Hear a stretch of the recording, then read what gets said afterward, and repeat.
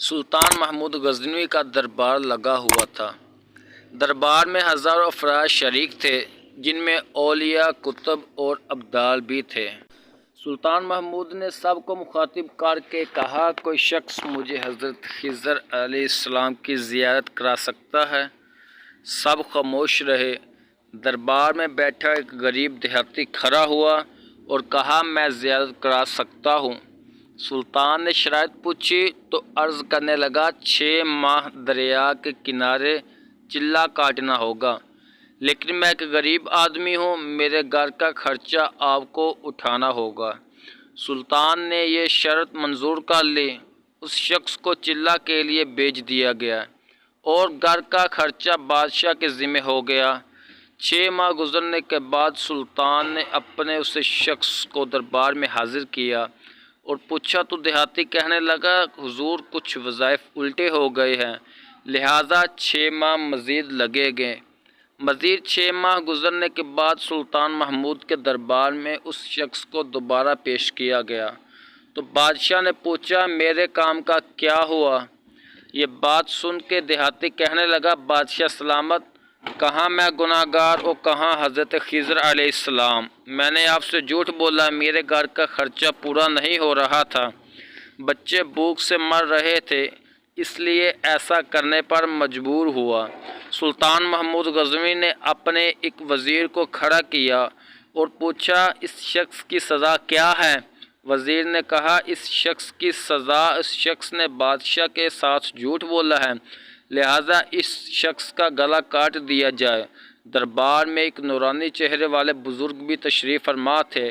کہنے لگے، بادشاہ سلامت، اس وزیر نے بالکل ٹھیک کہا۔ بادشاہ نے دوسرے وزیر سے پوچھا، آپ بتاؤ۔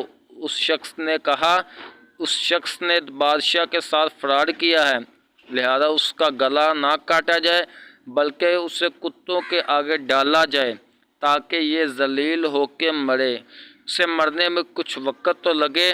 دربار میں بیٹھے اسی نورانی چہرے والے بزرگ نے کہا، بادشاہ سلامت، یہ وزیر بالکل ٹھیک کہہ رہا ہے۔ سلطان محمود غزنوی نے اپنے پیارے غلام ایاز سے پوچھا، تم کیا کہتے ہو؟ ایاز نے کہا، بادشاہ سلامت، آپ کی بادشاہی سے 1 سال ایک غریب کے بچے پلتے رہے، آپ کے خزانے میں کوئی کمی نہیں آئی اور نہ ہی اس کے جھوٹ سے آپ کی شان میں کوئی فرق پڑا۔ اگر میری بات مانیں تو اسے معاف کر دیں، اگر اسے قتل کر دیا تو اس کے بچے بھوک سے مر جائیں گے۔ ایاز کی یہ بات سن کر محفل میں بیٹھا وہی نورانی چہرے والا بابا کہنے لگا، ایاز بالکل ٹھیک کہہ رہا ہے۔ سلطان محمود غزنوی نے اس بابا جی کو بلایا اور پوچھا، آپ نے ہر وزیر کے فیصلے کو درست کہا، اس کی وجہ مجھے بھی سمجھائی جائے۔ بابا جی کہنے لگے، بادشاہ سلامت، پہلے نمبر پر جس وزیر نے کہا اس کا گلا کاٹا جائے وہ قوم کا قصائی ہے اور قصائی کا کام ہے گلے کاٹنا۔ اس نے اپنا خاندانی رنگ دکھایا، غلطی اس کی نہیں آپ کی ہے، آپ نے ایک قصائی کو وزیر بنا لیا۔ دوسرا جس نے کہا اسے کتوں کے آگے ڈالا جائے، اس وزیر کا والد بادشاہوں کے کتے نہلایا کرتا تھا، کتوں سے شکار کھیلتا تھا، اس کا کام ہی کتوں کا شکار ہے، تو اس نے اپنے خاندان کا تعارف کرایا۔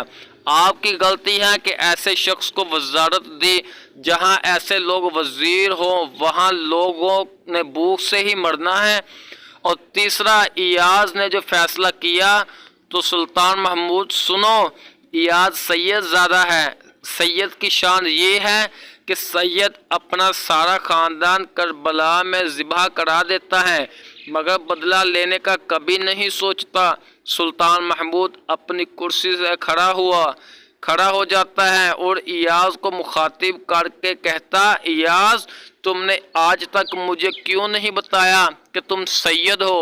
ایاز کہتا ہے، آج تک کسی کو اس بات کا علم نہ تھا، ایاز سید ہے، لیکن آج بابا جی نے میرا راز کھولا، آج میں بھی ایک راز کھول دیتا ہوں، اے بادشاہ سلامت، یہ بابا کوئی عام ہستی نہیں، یہی حضرت خضر علیہ السلام ہے۔